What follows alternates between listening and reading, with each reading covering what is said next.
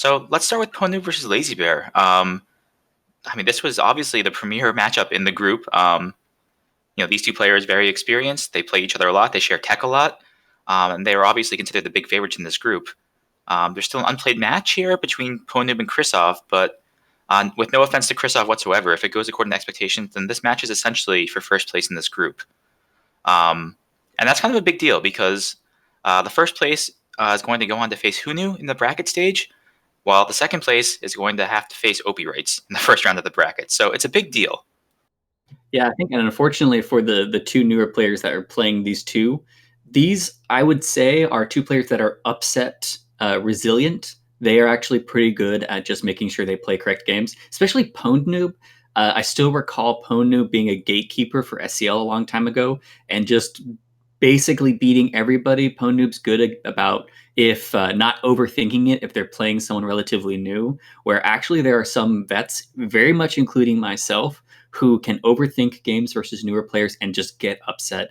But it's true that I think both these players are going to be kind of difficult to upset of the veterans, because it is true, anybody can beat anybody in SpyParty, but these would be two of the hardest to beat.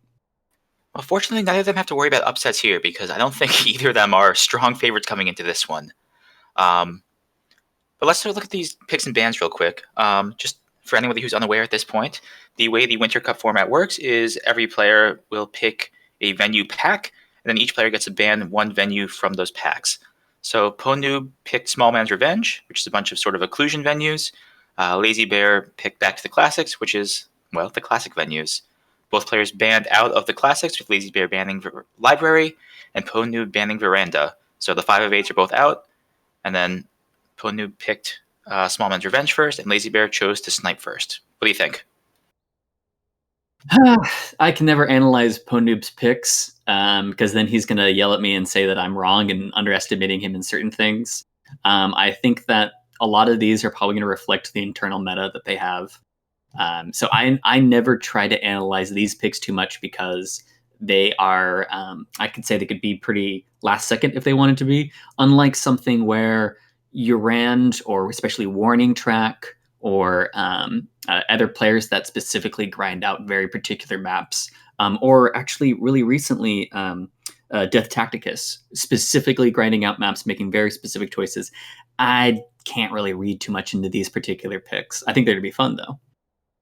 Oh, absolutely. I think the one thing that jumps out at me is both these players really place a premium on their spy play and that's sort of tech. And I think most of these venues sort of have the potential to allow that sort of thing, especially obviously Aquarium, where both Pwned and Lazybear really kind of originated a lot of the tech that we saw throughout this last SCL season with the Shark. So that's going to be a good one.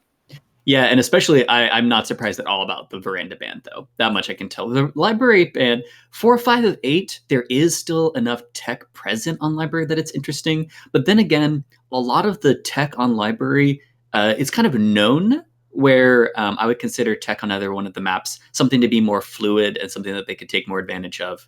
And as far as Courtyard goes, I'm very curious how the players play Courtyard, because Pwndnoob still insists that it's a spy favorite map, and I don't disagree. And I'm curious if they're able to show their creativity in a map like that, which some would say there's not a lot of, but I don't know. I basically am going to use this as another iteration of my test case about how creative someone could be on Courtyard. Well, I'm looking forward to seeing it. Just a programming note that since this is the last week, I believe we're just going to go up to 7.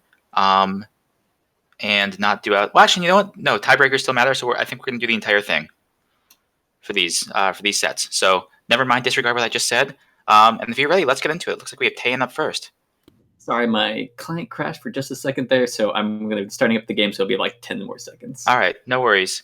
Yeah, we have Pwndnoob starting off as Alice. Tayan, of course, being one of the occlusion venues, like I mentioned. Looks like we have all the shoji on one side here, which is going to put a slight cramp in Pwndnoob style. Over under on how many small man picks there's going to be. Let's say 2. 2 over under. Per player or? No, overall. Oh, I would say 2.5. Because it feels like 2 is a strong number. I would pick the under, but I don't feel strongly about it. I think it's gonna. I would also think I'm going to go with the under. I think that they might like I guess I don't know if either one of them would want to pick the obvious sort of like strange, flexible pick. I am curious to see if they do any character specific tech. Well, we'll find out. You ready? Yeah, for some reason I put it in a bad folder. I apologize. Slappy. It's okay. You're just I too know used to slow casting. I know in slow casting I have all the time in the world to do anything that I want and prep it any way I want because also I never have it in casting mode. There we go. All Okay, right. we are starting on Tan. Tan, I have Pwndnoob Alice starting first. If that's what you have. That's right. All right, let's get it started then. In 3, 2, 1, playing it. All right, I have another over-under question for you as Pwndnoob steps in here to pick up an early cheese flirt. What's the over-under on how many times the spy will get low-lit in this set? Stay low lit or be low lit at any point during the game. Be low-lit at any point during the game, just to keep it interesting. During the set, these are I'm gonna say 3.5, Okay. and I'm gonna take the over. Yeah, I'm with you too. So Pwndnoob just threw out kind of a bad banana bread, but also picked up a green purloin here at the back. And General's taking the list immediately. The list fade is seen, the list gone is seen, and here come the lowlights. Lazybear not taking a shot yet, but immediately taking some lowlights and trying to figure out what's going on here at this party. Meanwhile, Pwndnoob is sitting here at the back. Could have taken... Oh no. Pwndnoob sitting back here. He green returned the list, and it's returned by Kane. Pwndnoob starting things off with a bang here right away. Yeah. See, the thing is, I'm kind of surprised at this action because I think that Lazybear has played enough people that do this kind of play that they have enough of an ingrained action because it can be very confusing for players that don't play against people who return lists. But I think that Lazybear has enough experience with it that they're not going to overreact because really what you need someone to do with the list disappearing is to either miss it entirely, which I think is unlikely, or overreact to the list going back. No, I think Lazybear already saw the list gone, so that's not the thing. I think Pwndnoob was just trying to confuse Lazybear here by sort of, just throwing him something that he doesn't see that often. Even if Lazybear was ready for it, and since Lazybear plays with Pwned a lot and they talk a lot, Lazybear clearly knew that something like this was possibly in the works.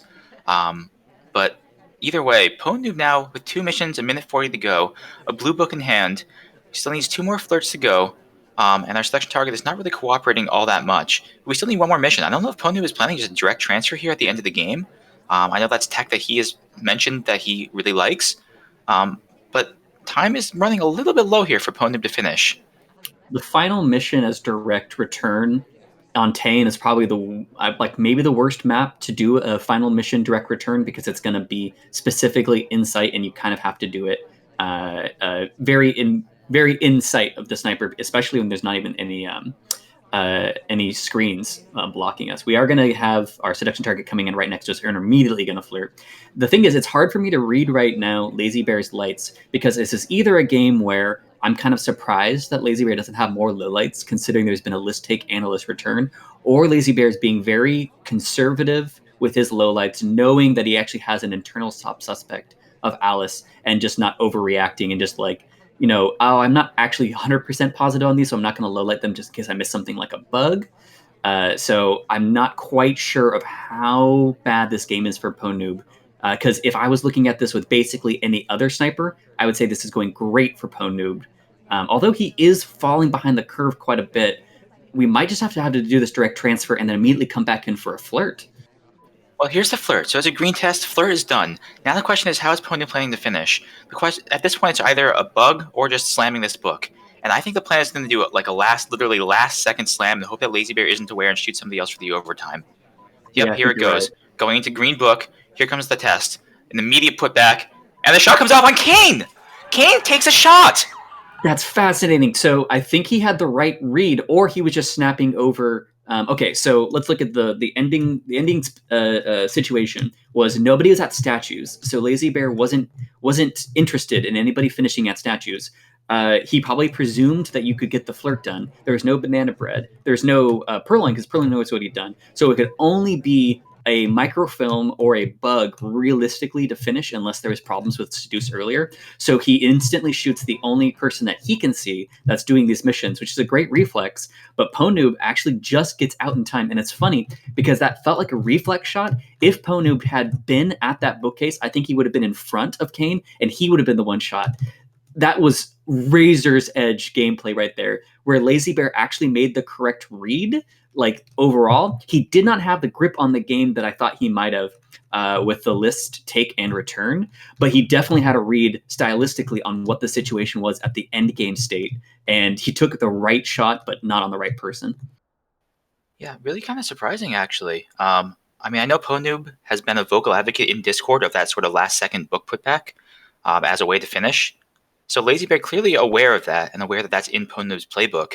But just, yeah, making slightly the wrong read there. Well, the right read, but the wrong ultimate choice on that. Yeah, if he was very zoomed in at the end there. I'm presuming just guarding bug because, like I said before, there's nobody at statues. The list is already gone. The only thing you need to worry about is bug and maybe someone that did a flirt late. So he's completely selling out on the bug. If he had zoomed out, I think if he had seen the runaway from the bookshelf by Alice, he would have taken that shot. So it was a strange. I guess this is a strange little like game theory kind of a thing where Lazybear made, I think, overall in most situations the right choice of correctly saying, I'm going to focus in on the bug because what I'm expecting is a last second rush to the bug because nothing else has really happened. There's not really like fingerprints scattered out. So I'm not worried about anything else except for microfilm and bug. If there is overtime and nobody attempted to take a bug, just shoot at microfilm. But Pwndnoob just happened to get in the exact window that they needed to. Very close game, in my opinion. Yeah, absolutely. So Pwndnoob takes the early lead here in this set, going up 1-0 on the spy side of Tayan. Ready to move on? Sure am. All right, Lazybear looking to return serve here as Hare in 3, 2, 1, playing it. All right, so Lazybear had the opportunity for the early bug there with the ambassador sort of in the back, but electing not to take the chaos bug, and he's going here to the front conversation circle all alone. Assuming we'll just sip and then leave as soon as we get the opportunity. But Lazybear, obviously a very innovative spy player, a very thoughtful one, not just with tech, but also just with theory in general. We're starting off here with a green flirt, and green tests are monsters. Both these players are green test monsters, so that also is a factor as well. Yeah, and Lazybear just has a very wide amount of tech. I actually credit part of Lazybear's success to the fact that Lazybear has written out a lot of their knowledge into like a little compendium. Actually, if people in the chat haven't ever seen Lazybear's compendium, I love it. I don't know if there's a new version of it, but I've got a copy of it in my Google Drive. And I credit that a lot with the ability to quickly come up. So, okay, Banana Bread comes up.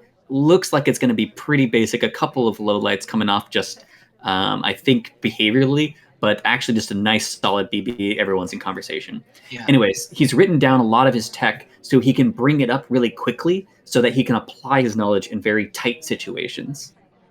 Yeah, I mean, I've been fortunate enough to talk with Pwned and Lazybear about certain things, and I know both of them have things where they've practiced it and have it prepared for that they can do it on the fly in that 1-100 games where it actually can apply things like faking a red test at books or something like that.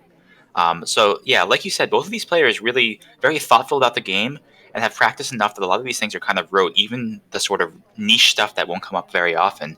Meanwhile, we have our flirt done and our banana bread done with green tests on both, and that's a pretty good start. We're going into the statues here, but it's a side statue, and we pick up the highlight for it. Yeah, I think that I don't know if there's a fingerprint on this one. That would be one of the things that would make me particularly interested in this, especially if there is a.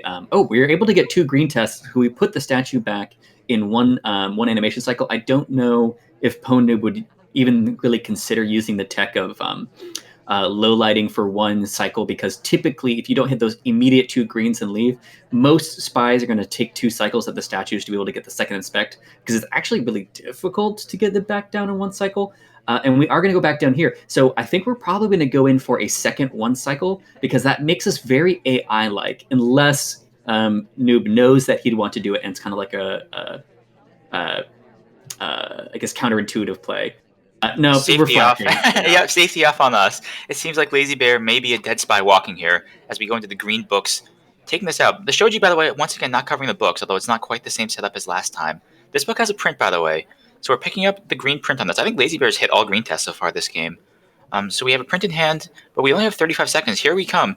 Here we're picking up the briefcase. We've got the missions done. Here's the moment of truth. 10 seconds. Pwndnoob not reacting yet. 5. Maybe we missed the fingerprint on the book. And time is ticking down. I think Lazybear's going to get away with this. I think he is. I think, Pwndnoob is going to be kicking himself. So I do agree that we missed. It wasn't even a difficult fingerprint on that book, I believe. I think it was just a fingerprint. Was it difficult? It was a difficult fingerprint in the book.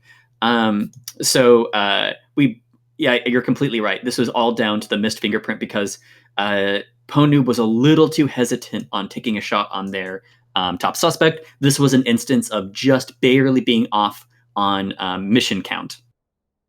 Yeah, I mean, the all soft tail finish is strong at any level, especially if you can hit at least one difficult fingerprint.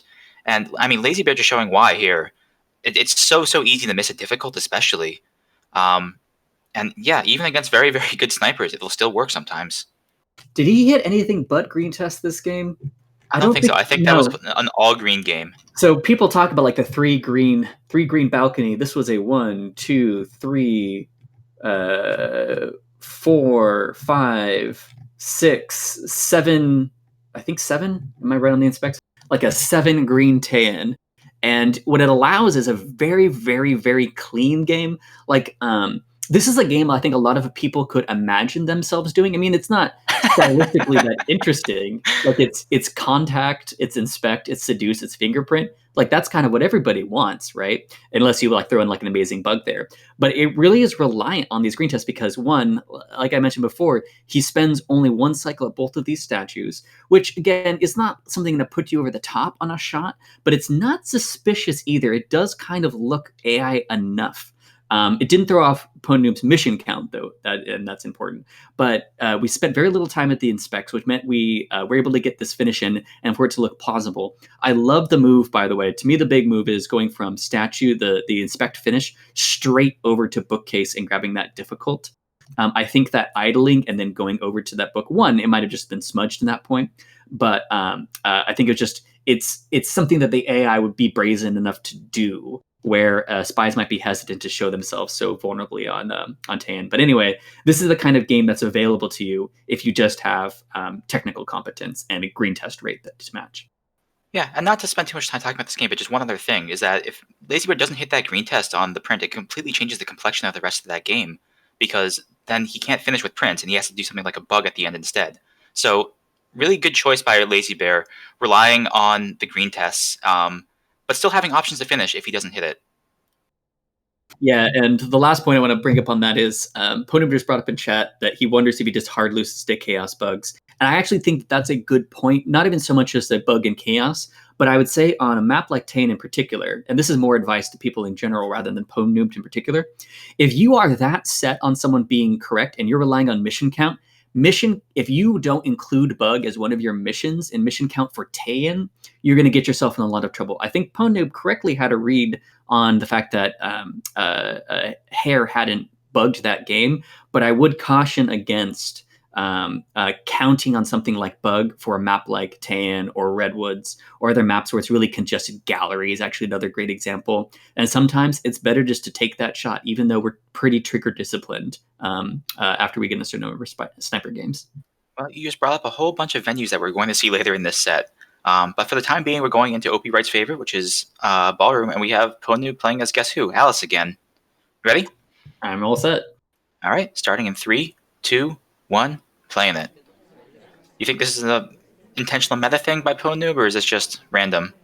We're starting off with an early white banana bread. Okay. While the party's still in chaos, here come lowlights from Pwndnoob, or from Lazybear, excuse me, and we're not picking up the lowlight for it. I think that was the intentional play, was to try and pick up the lowlight for the early split, and we aren't rewarded. But I think it's okay. We only 3 lowlights coming off, so all things considered, not too bad. There's an interesting meta thing here, which is if Lazybear knows that that banana bread felt kind of like garbage, to be totally honest. So what you're worried about isn't so much the banana bread. Oh, and here we have a green purloin. I'm actually going to focus in on this take right here because this would determine a lot, I think. I think we're screwed. I think we're totally paired up. I think that Yeah, here come the lowlights. And we're going to return the list. Oh my God. This is just a shot, isn't it? Yeah. Okay.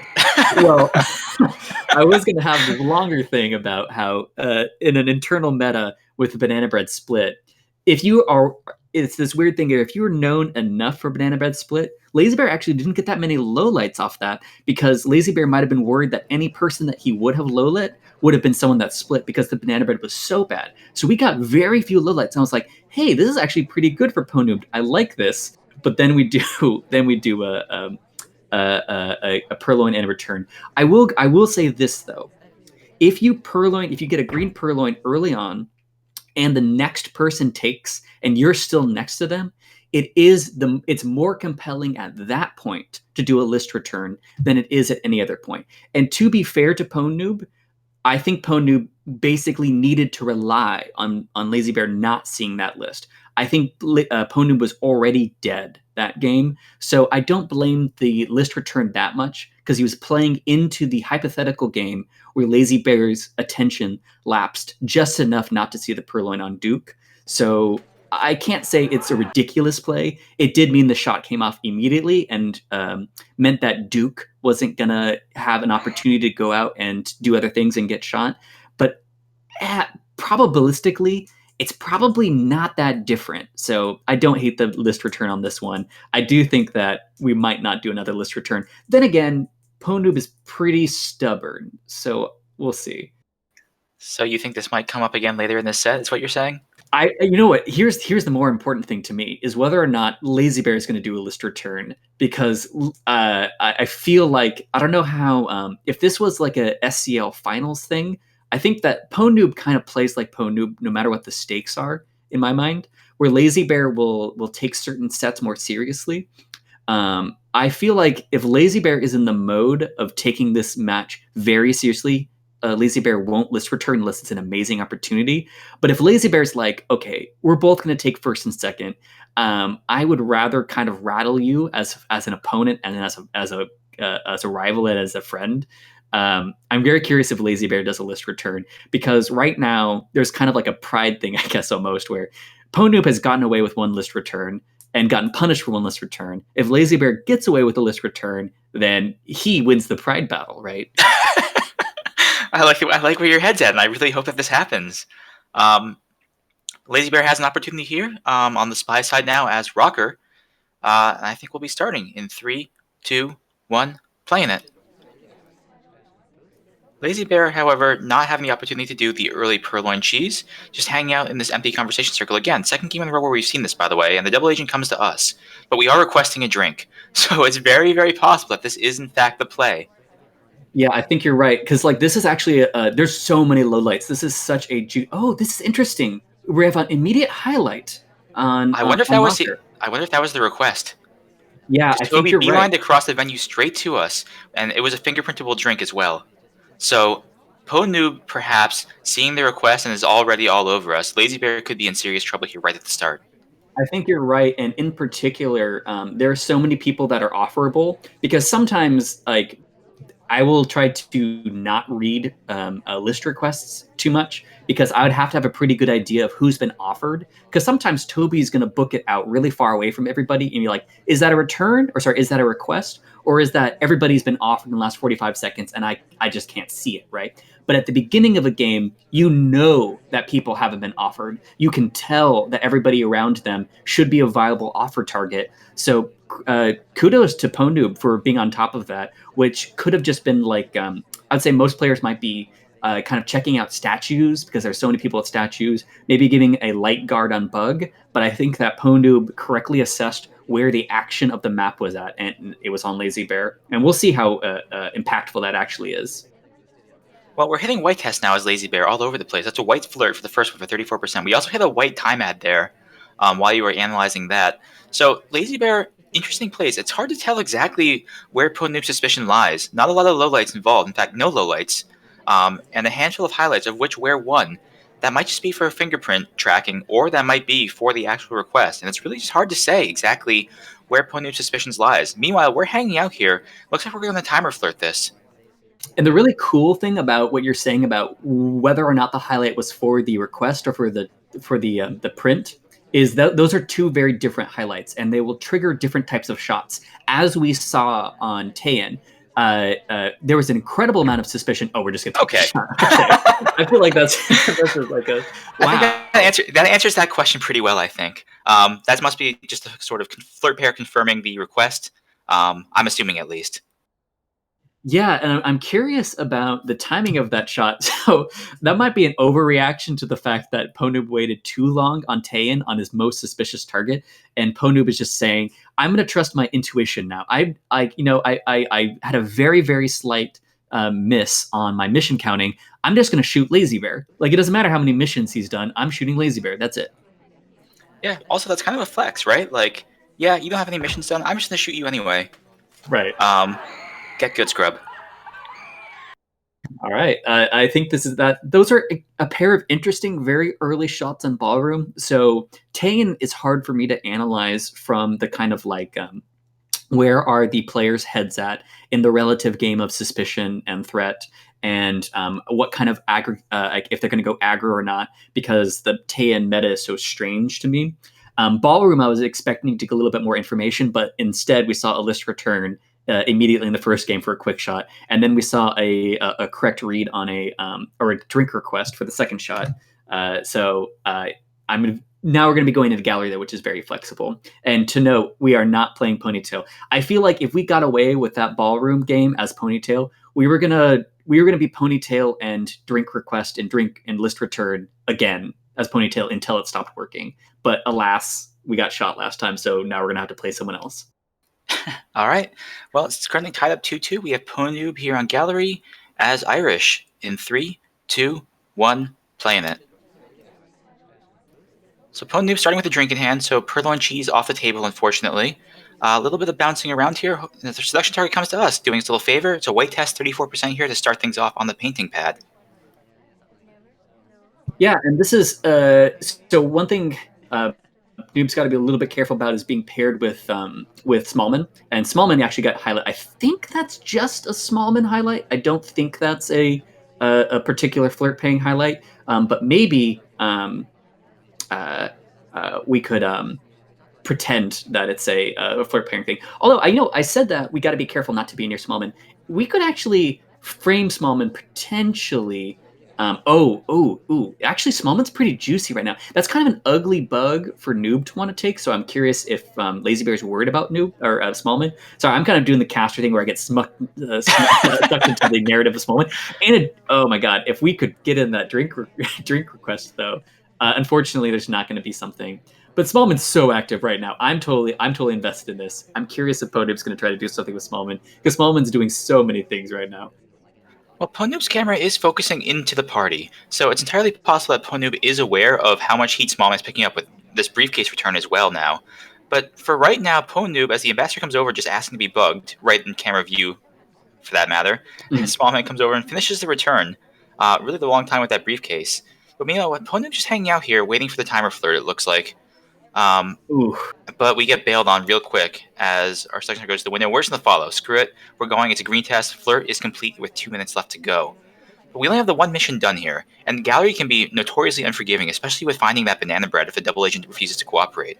So Pwndnoob has to get some steady mission progress here the rest of the way, unless he is just going to sell out on that frame that you've been calling out here.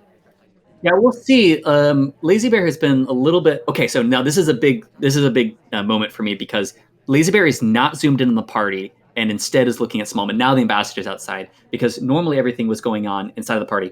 This would not be a great moment for a Purloin, and we in fact don't do it. If we had happened to get that Purloin offered just a moment before when Smallman was near ambassador, that might have been a pretty good one. Oh, here we go. We green swap. That's a green swap here at statues right away. Well, that's some mission progress. That's one way of doing it. And we just get one inspect here. All right, Pwndnoob is really selling out on the confusion and is willing to cast this game into a 50-50. All right, so it's a big moment of who's going to pick up. It's going to be Duke. Duke's pretty close. Oh no, it's going to be White. So this is important. White is finishing in specs on this statue as well, and White has really slow animations and had 2 cycles before. So the only thing with White is White would have 3 missions unless they were worried about a. I think he got pretty good. The fade was seen. Pretty good, yeah. Yeah, the fade was seen. I think we're dead. But Lazybear not reacting quite yet, waiting things out. No, here comes the shot, and Pwndnoob is dead. That's a little bit. So now this is what happens when you do a green swap, though, is every once in a while they're going to have a really good view of the swap. Because if White had taken a different position in that box and swapped at a different moment in her animations, it wouldn't have been as bad. But that was a very, very clear green test animation, which was too bad because White would have been a pretty compelling target. And maybe if Pwndnoob was able to throw a BB with White in conversation, there's going to be a real 50-50 in that situation. But Lazybear correctly looking for that swap. I think also, while part of it was, I guess, quote unquote, fortunate that a person that had just finished Expects went over and swapped, it also is very calling out of a 50-50, where when White went over to that statue directly, it looks really odd from the sniper's perspective. So the sniper might think either this is a spy trying to rush missions and just finish right now, or it's a green swap on the person that was there previously. And because there was such an unambiguous line of sight on the statue, I don't think it was too hard for Lazybear to call. So what Pwndnoob really needed was some chaos to happen on the rest of the map and just the swap not get noticed at all. Yeah, that's a good call. So Lazybear breaks serve and picks up the sniper win here. Is that the... No, okay. I was going to say that's the first sniper win, but it's not because I'm insane. So anyway, Lazybear here as Twin, starting things off at the back of gallery in 3, 2, 1, playing it. And we're going right into green books. Nope, never mind. We bounce off General. Lazybear maybe had some cheese planned, but thinks better of it, and instead just going to go and bounce again and pick up this first flirt. It's a white test, so the green tests have kind of fallen off. But the early flirt never hurt anybody, and we're always happy to get it. Yeah, early flirt, and there's a ton of people there, so it's pretty ambiguous about who our target possibly could have been and whether or not there's going to be anything at all. We also have a quick highlight on Smallman, but I think that one might have just been an inspect highlight. And we are going to chase our flirt and just see what our options have for us. There's a fingerprint on blue bookcase, it looks like, as well as there's a double fingerprint opportunity for for Papa. Oh no, not Papa. He had the book already.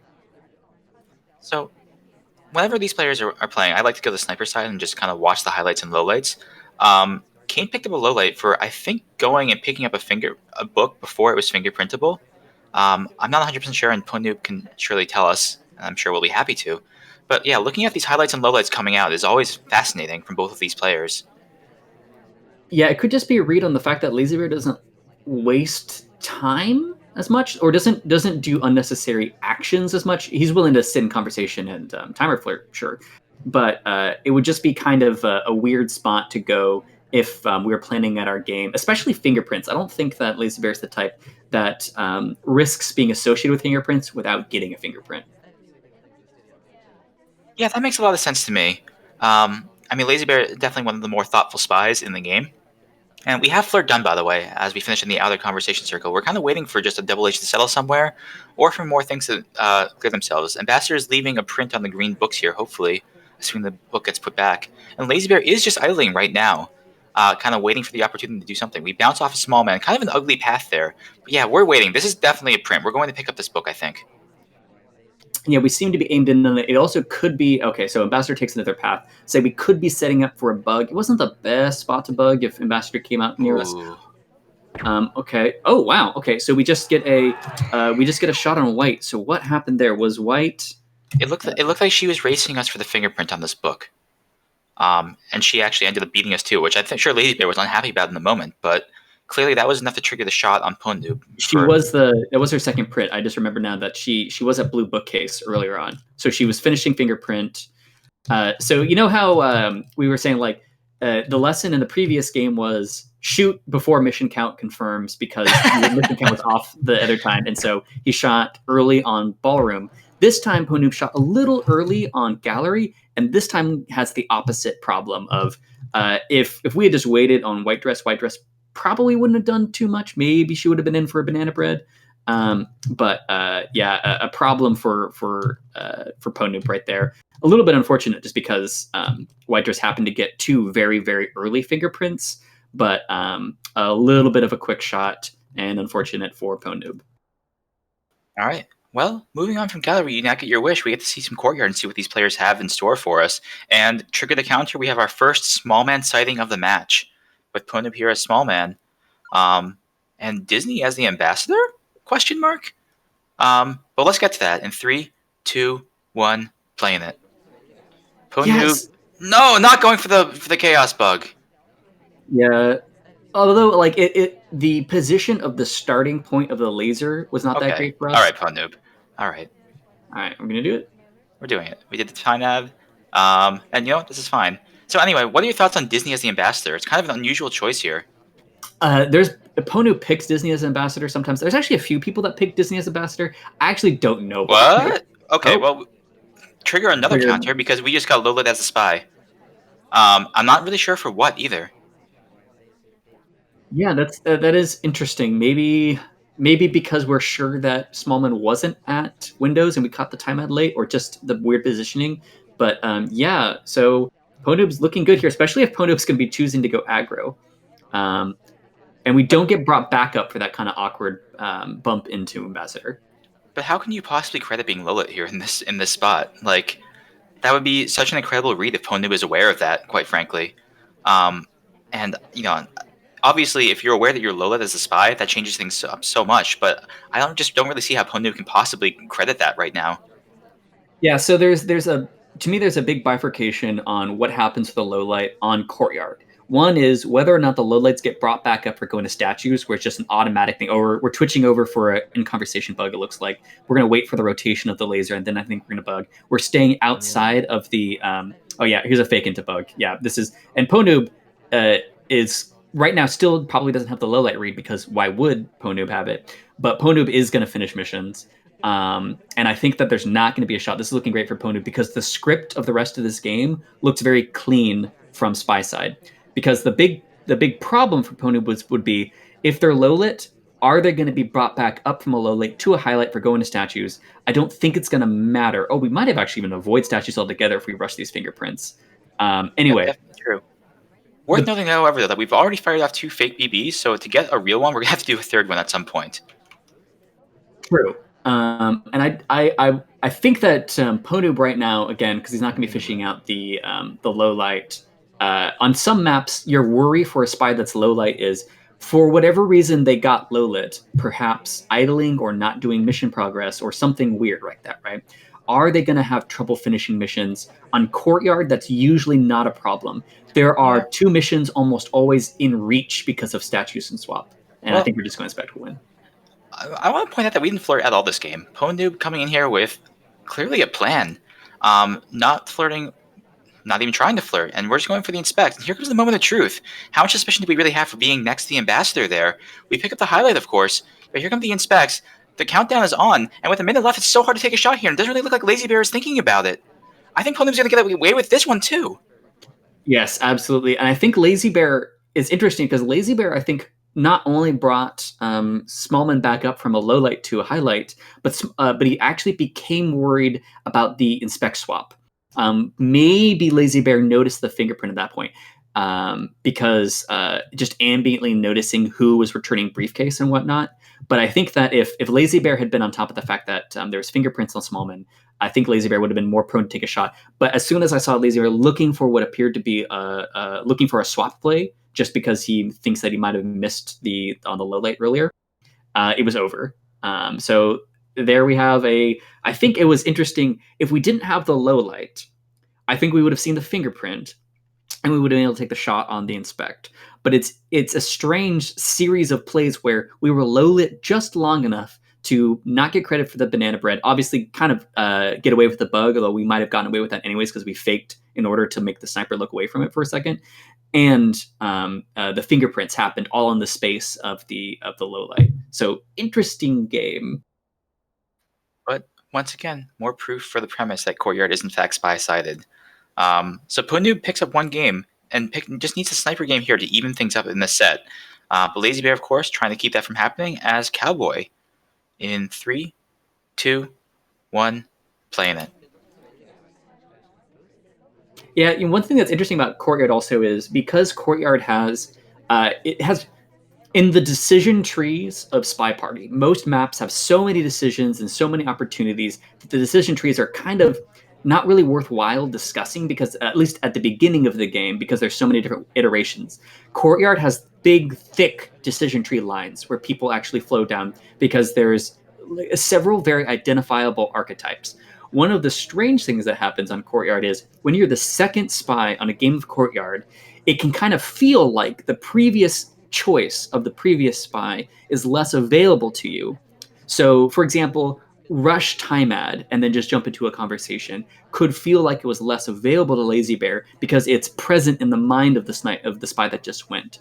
It's this strange thing on Courtyard where there's a little bit of like strange head games because, again, of what I consider to be the thick decision trees present. So, I mean, that's a really interesting point. And I mean, I just want to say, it's kind of more, um, a better way of saying that Courtyard is a fairly basic map, right? Like, I mean, everyone kind of points it out, and it's kind of why a lot of people don't like Courtyard, as the banana bread comes off, by the way. Um, but yeah, it's kind of the reason why a lot of people don't really like Courtyard, is because they perceive it to be like really sort of not a lot of choices for the spy to make, and everything is sort of basic gameplay. But we're seeing, well, in this set, and we've seen many other times recently, as the sort of spy-sided meme has spread, that there actually are a lot of choices on Courtyard. It's just that a lot of them kind of just are deceptively simple, right? Yeah, and what happens is, so some of the people that don't like Courtyard will say that it's like there's a lack of creativity. So it's not a creative map as much as it is a strategic map. You have very obvious strategies. It's easy to parse the available strategies, and then you need to have a good read on what the sniper is thinking, which is easier because the sniper's laser is one of the more obvious, has one of the more obvious directions of interest than the other map, which I think is an underrated part of Courtyard. Is you have an easier time reading where the sniper is committing their attention to on this map than most others. Well, Lazybear, as most snipers do. Oh, Pwndnoob safetying off on the twin here, but not taking the shot yet. So Lazybear clearly not a big target of opportunity, but that's because we haven't really done much here. We have the banana bread, we fired off a fake, we have 33% on a flirt, we've red flirted once, and that's really all we've got. We're requesting a drink now. Lazybear might be selling out on the frame here, especially as Rocker, who is a highlight, has rejected, and Lazybear is going to Purloin, but We still need to do missions. we still Still need to do need. missions, unless we're selling out on getting somebody else shot here. So now it's the list going to bounce around, and here's the question. Okay, the list take is happening. Here's Red Dress doing it. The fade is visible on screen, but I don't think Pwndnoob saw it. And now the safety off on Red Dress, and she's going to get shot for it. That's an interesting thing. Okay, so I felt like Pwndnoob had a pretty good line of sight on that list, but I guess we weren't looking quite close enough. So let me look at that Purloin again. It was okay. So unfortunately, Toby, when he turns the tray back behind his head, so it's not as easy to see what kind of Purloin it was. And so I guess Pwndnoob was more worried about there being a sudden finish on Red Dress than anything else. Well, so if I can jump in here, I think the other problem is that we had seen the safety off on that twin. So I think Pwndnoob was just watching for that swap there and just missed the fade entirely. Yeah, I also think that on Courtyard in particular, but many different maps, when you are juggling a lot of potential people, and like you're on Courtyard. So one of the things about Courtyard is spies don't tend to time out. It's usually pretty easy for a spy to go get finished missions that they want. Because, like, for example, Lazybear, if Lazybear wasn't trying to get someone shot, Lazybear could have gone and inspect swapped right after the green test, but just throwing out a solid Purloin is stressful enough, especially because there have been other people in the reject chain that I think Lazybear was actually trying to intend it for them to get shot. That Lazybear was confident that either somehow Lazybear would get shot, or one of the many other people that have been doing things on the map and were in the reject chain. Yeah, absolutely. I mean, a really good choice for the Purloin there, and obviously green tests will always help with that, especially on Courtyard. But more proof that Courtyard is spy-sided as Lazybear holds serve and comes into Aquarium here, up 2 games with a 5-3 lead.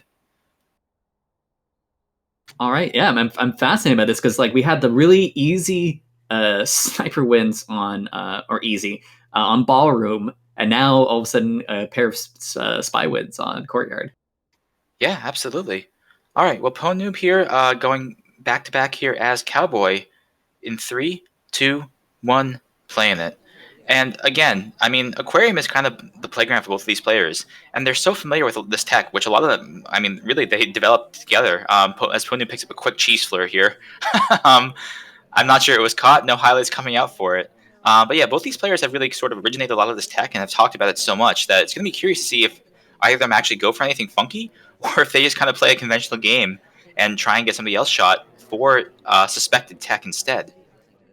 Yeah, and so right now, okay, so we know that this is a double agent, and we do leave the bar because it's say there's not that many people at bar, and actually, it's an underrated piece of tech to go and wait at a bar with not a lot of people, and then just see if people happen to join you, and if nobody joins you, just leave. AIs leave bar all the time without getting a drink, and it's kind of just setting yourself up for the potential of an opportunity of if there's a bar rush after you, you look much less suspicious for having been at the bar prior to the bar rush than after. And it only costs like 10 seconds for a decent opportunity. And Pwndnoob correctly walks away from it because there's just nobody biting at the bar. Yep, good point. Definitely. I mean, reading the party, the ebbs and flows of the party, is such an important skill for a spy, and that includes things like bar rushes, as well as obviously noticing when the ambassador is in trouble and things like that. And Ponu, obviously, as one of those spies, is very, very good at doing that. Meanwhile, we're here in the front conversation circle with the double agent, with our flirt already done and 2:30 left on the clock. Here comes the banana bread. It's going to be a white test, but that's okay. A lot of only 3 lowlights coming out for being out of CC. No assume reels coming out, so Pwndnoob looks like he's in pretty good shape here. But we still have those 2 more missions left. The ambassador's leaving a print at bar, and Pwndnoob might be going to pick it up here, or might be going to statues instead. And it looks like that the latter is the choice, actually. Yeah, because I would say initially it was a bit of a mixed bag because Lazybear took that low light on Smallman so quick because I think that Lazybear was a little bit concerned about Smallman. So Lazybear had a bit of relief by low lighting Smallman. But now the problem is there was plenty of people in both conversations with the DA. And now that I think that Lazybear is going to remember that Tex has a reel. So we might fire off a fake in this conversation we're going to, because otherwise I don't know why we're actually really in here. But unfortunately, it would just be another conversation with the DA in it. So it wouldn't really benefit us. That's is Ambassador coming right next to us? Okay, here's a big one. We're going to be behind Shark. Do we just go for it? I don't like this bug. No, I don't either. I really don't like that. That looked really, really obvious. I mean, it wasn't visible, of course, but it's got to be credited. And this is the last inspect. Everything Pwndnoob has done has been really, really obvious. And the shot has to come off right now for Lazybear. Yep, and here it comes. Lazybear not fooled at all, taking the shot from the mission completion and picking up the sniper win. If that was a lower Shark, sure. So okay, so going back to in case people are wondering why we both kind of had like a little bit of an icky reaction to that bug. So our upper body, no hand sight at all. Absolutely, there's no way that that Lazybear knew for sure it was a bug. That's totally fine. The problem is it's just very spy-like to walk away from ambassador or sorry past ambassador to finish statues while there's Shark.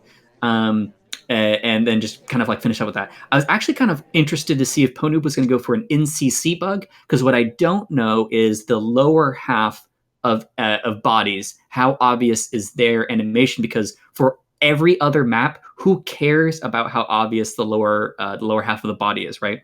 So if we did an NCC bug, I think we would have had a slight bend in the, I guess that'd be the right leg. And I'd be curious to see how obvious that would be. Now, it's Ambassador behind Shark, so I think Lazybear would have been watching close enough, but I think that the choice we made put Lazybear in a tough spot of needing to take a shot, where if that happened to be an AI, Lazybear was just going to lose because it's very plausible that that was an AI game. We didn't do anything that was a hard tell that was on camera. But I feel like Lazybear was good enough with that shot that it made it a little too comfortable. Yeah, fair enough. And with that, Lazybear picks up the tie guaranteed. But the win is what will clinch this group here. So Lazybear looking to pick up one more win in 3 tries to seal this, and pulling out the emergency small man button in the venue set called Small Man's Revenge. So up the count to the 2. We're at the under now. If the under was at 2.5. You ready? All right, let's do it. All right, 3, 2, 1, playing it. And Small Man, really not like the most popular aquarium, except for one. Small Man's speed is kind of ideal for shark walking, and also hiding behind it, of course, which is kind of why Small Man fits in on this set. But right now, we're not doing anything yet. We're looking for the selection target to settle, and assume we're going to pick up a flirt here shortly. We're not taking the reverse drive-by as the ambassador passed by us either. And the ambassador kind of fills in that spot in the conversation circle as well. But there's still a spot here, unless we're just going to jam ourselves in here because, hey, we're small man. Why not, right? It's interesting because Lazybear is in a fun position. This is more like a community thing. Oh, by the way, there's a huge bar rush. I'm curious if we'll go for a pro at some point here. Lazybear is in a curious position where sometimes there's mixed incentives with going for a shark cheese, but it's kind of what the crowd might want from a Lazybear aquarium game, So he's not going to get socially punished for doing shark cheese because we're like, oh, it's Lazybear. Lazybear's going to shark cheese. Like, that's your fault for letting Lazybear shark cheese. So, I don't think it would be bad at all, or it would not damage Lazybear's reputation to go for a shark cheese. The other thing about shark cheese with Smallman is the advantage for Smallman obviously is his height. So most of the time you would think about a cheese being something from the from above down below, but you have to be aware of where your feet are with relation to shark cheese, because your only true advantage is not where your feet are, but where your head pops out. And so most people position themselves for shark cheese considering the top half of their body, but for Smallman, you have to consider where your feet are. But Lazybear probably knows that. We might not even get a shark cheese because it's still aquarium. You can still win outright, but I'd be curious if that comes into play where Lazybear knows the positioning for Smallman enough. Well, here's the banana bread. So we have our flirt done, almost done, excuse me, and our banana bread done with 2 minutes left to go. That's not bad progress. But assume real highlights and lowlights coming out here. Pwndnoob low-lighting this entire conversation circle for the assumed real, and that's huge if Pwndnoob sticks to these lowlights. I was going to say that Lazybear, with 3 games to win this set outright, may just go for something ridiculous because, again, he and Pwndnoob are friends and definitely like to dunk on each other. So I wouldn't be shocked to see something ridiculous coming out here from Lazybear at some point. But in the meantime, we are going to go, it looks like, just straight into bar. I don't think there's a fingerprint on this, and we pick up a highlight for it, actually. Yeah, I can't remember if the earlier highlights. So on the assume reel, I was trying to figure out if there was a couple of people that had been at that bar rush earlier. I didn't see if Pwndnoob had been highlighting for bar, and then he started low lighting people that didn't do a purloin and they were doing a fake. And he's like, okay, that's 2 things that are kind of like weak, so I'm gonna just low light these people. And so he started low lighting people, and then he just kept low lighting people. We did finish fingerprint, so I'm curious if Pwndnoob has a mission read on Smallman for this. And are we just going to bug here? We'd have to turn the other direction because we have a drink in our hand. So we don't. And Pwndnoob knows that we couldn't have bugged because we had a briefcase in one hand and a drink in the other, and we were facing Ambassador with that other drink. So it's kind of a strange play where we were in a angle where we could have bugged, and it wouldn't really have been seen there'd be a ton of suspicion cast on us, but none really going there. And we still need to get 2 missions done. And this, oh no, we're going to have to gulp for nothing here.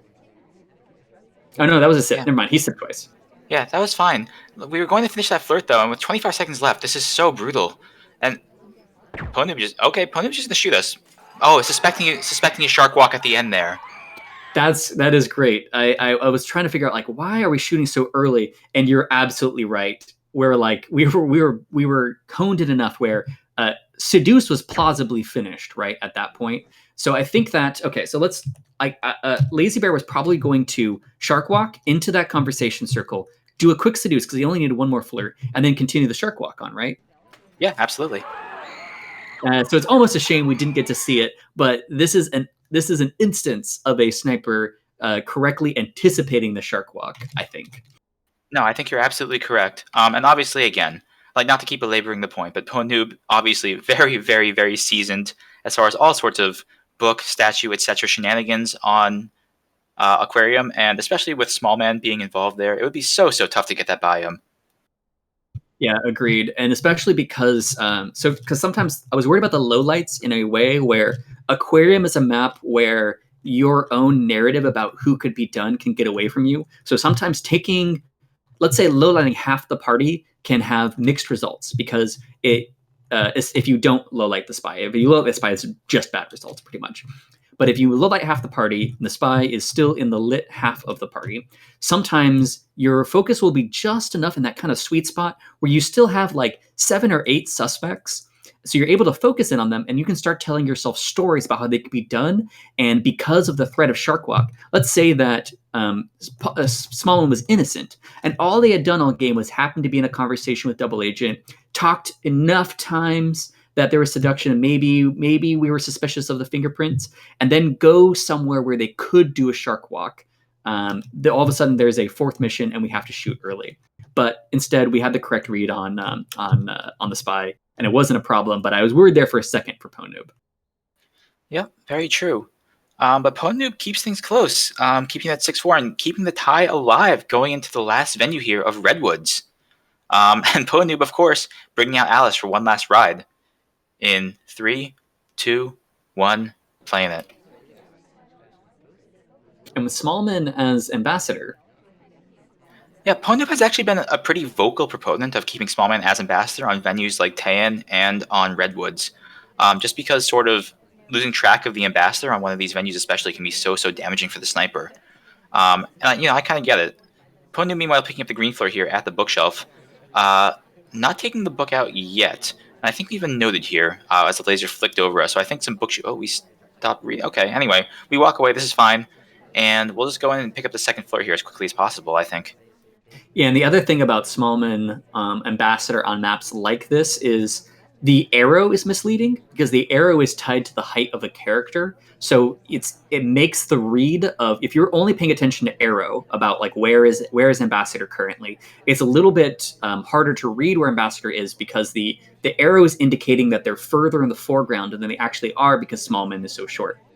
So sometimes it can kind of confuse because a lot of the time on Redwoods, more than any other map, you're going to be tracking ambassador through dark spaces and you're only paying attention to the arrow unless you think they're a bug threat and then you're keeping them on camera. So I do agree that Smallman on Redwoods, you don't have a ton of the Smallman spy advantage, but you do get some advantage from them being difficult to track for fingerprints and whatnot. All right, so Pwndnoob returned that blue book innocently. We're picking up a delegate here. No fingerprint on this drink. So this is just a straight-up delegate to keep in their pocket. We're going to finish this flirt here, I assume. Maybe not. We bounce off a couple I think we're times. going around, because we don't want to go right next to him. We got 85%. We don't need to get close. Yeah, and Pwndnoob also really likes those conversation circle paths, and Lazybear does as well. So anything to make yourself look more AI-like, including like a tight conversation circle path, is something that Pwndnoob will take advantage of if it's available. But time's ticking down. We have the delegate in pocket, of course, but we have to fire that off and then get 2 more missions done here with 1:30 left to go. The banana bread is still available to us, but we don't know that the SDA is in this conversation circle, so we're not going to be able to get that. We twitch as well, trying to get the delegate off on the twin, and that's what we do. Twin is a highlight and is going off to the bar to pick up this purloin after we twitch for it. But the question is Lazybear going to shoot for it? And is Lazybear going to be aware of who could have possibly delegated it as well? The purloin comes off. Purloin comes off, and you were totally correct that it was nice that we noticed that there was just enough space that we needed to get over. Oh, and there it is, 100% intended, and as you picked up on, just the shot. Yeah, Pwndnoob correctly reading Lazybear's soul there as the sniper and figuring out who the top suspect was and doing what it took to get the suspect shot. Very nice play by Pwndnoob.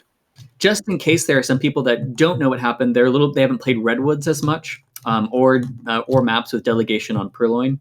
So when you take the list, you have the option to either take the list directly or have it delegate. Then you can go into a conversation, and whoever you're closest to, you can delegate on. So earlier in the game, when Pwndnoob took an odd path around, we had initially read it as, or I had initially read it as, just trying to put some space in between us and our seduction target. But actually, because we were pathing at the same time as Queen, we were actually trying to get closest to Twin, because we always had intended to delegate to Twin. Then we noticed that we were just far enough away from Twin after we finished Seduce that we had to twitch over towards Twin to get the delegation off onto them, which definitely said we had a very particular person in mind for the delegation. So that was a frame from the beginning play onto Twin. Who? What was Twin highlight for? Just statues? Pwndnoob saying that he had prints. Gotcha. So that makes a lot of sense. All right. So Pwndnoob bringing it back from, I think it was a 6-3 deficit at one point, bringing it back here to needing one sniper win on Redwoods to pick up the tie, and then potentially needing more tiebreakers in his match with Krisov later on. But we'll get to that after this. Lazybear here as general, trying to pick up the spy win to seal things. In 3, 2, 1, playing it. Starting off, immediate time ad right off the bat here. Pwndnoob, no real reactions if we're just focusing in on small man standing basically on top of the ambassador at bookshelves here. And I think Lazybear's gotten away with that time ad pretty cleanly. Not a lot of time ads in the set in general, by the way, especially for these two players, which is kind of a surprise. Yeah, I was gonna say there's also a ton of people at bar. I want to say like 3 or 4 people starting at bar. So I don't know if Lazybear was just like, oh, I'm at Windows, I'm just gonna time ad, or if Lazybear happened to see the state of the party at the time. But we'll just say that he was a genius and saw the stuff going on and decided to time ad. When in fact it could have just been opportunity.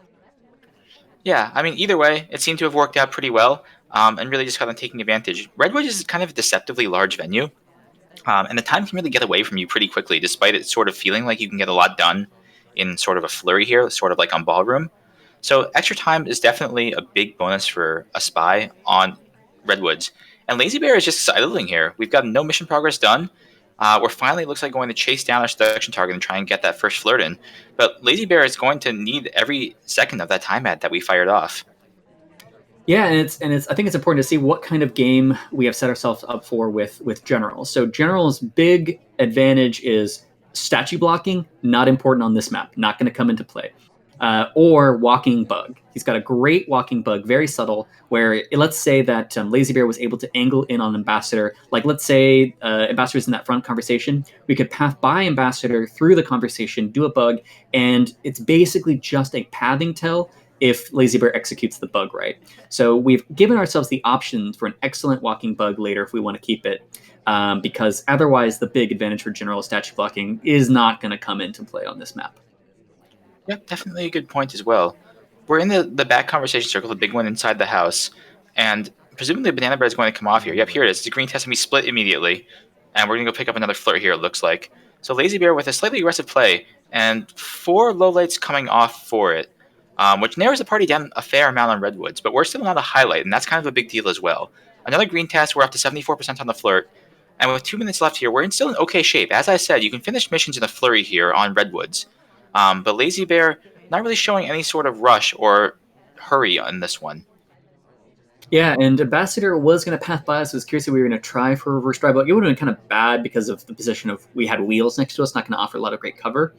But you're right. You can finish missions pretty quickly on Redwoods. The one thing you really need is if you want to finish inspects, you can't do it in one visit. And if you want 2 inspects, you have to do books. And so there's this interesting thing where if you are relying on the quickness of inspects to finish, you have to commit to book and book etiquette. It's this interesting thing where if this player you're playing against doesn't really know book etiquette, it's not really too much of a problem. It's about the same amount of time as normal inspects. But if you were going to follow book etiquette correctly, you kind of put yourself in danger because book etiquette kind of takes a long time and it takes a little bit of execution. Looks like we're just going to be going over for a transfer at some point, though, unless there's a fingerprint on this side I missed. I think there is a print on this book, as the ambassador was here fairly recently. Yeah, it looks like there is a print on this book. We'll pick up this free print, and that's fine. But I think Lazy Bear has to take this book out and plan to slam it somewhere else, right?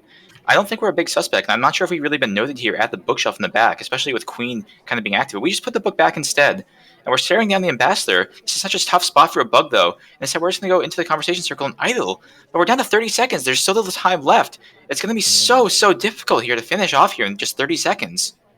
Yeah, so what we have potentially as an option is if Ambassador puts book back, which they're going to because they just entered their second, yeah, there they go, is we could take that book, get the fingerprint, and rush over and just drop it off immediately, right?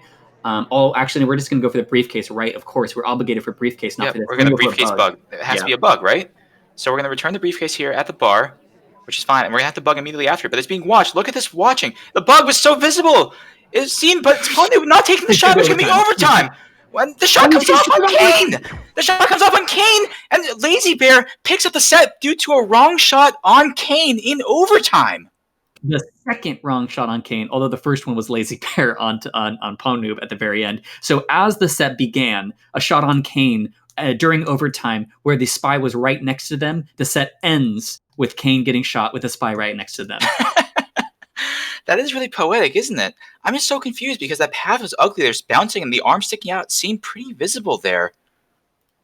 Yeah, our mental, we must have just been so mentally committed to being suspicious of Kane that we were just watching Kane's side of the bug. Because you're right, it's more than also just the arm. Because the arm, you definitely could see a piece of it, but I could understand in stress, like not seeing that. It was really the path that would have stuck out to me. Then again, in this situation, I might have been tunneling like crazy on Papa. So wow, that again, another game on the razor's edge. This set was very close, and Lazybear was able to get away with it. But I would not say that this was a super decisive victory for Lazybear. So if they meet up in the finals, and this is actually a very plausible finals matchup, I would love to see these players play again.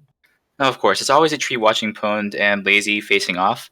But Lazy goes through and is going to face Hunu, as we mentioned. But Pwndnoob still has one more match left to play against Chrisov, and apparently that's going on right now. And Pwndnoob now suddenly kind of back up against the wall. Without a win against Chrisov, Pwndnoob doesn't make it out of the groups, and Chrisov will take second place and go on to face Opie Rights. It's true, though Pwndnoob is excellent in crunch time unless he's playing Falcon Hit. So I think the shout out, very nice. Yeah, so really nice set from both players. And obviously, you don't want to have to end up facing either of them, whether you're Opie or Hunu or anybody else, really. But good luck to Pwndnoob. Good luck to Chrisov against Pwndnoob in this upcoming match. And yeah, so that's Group N almost in the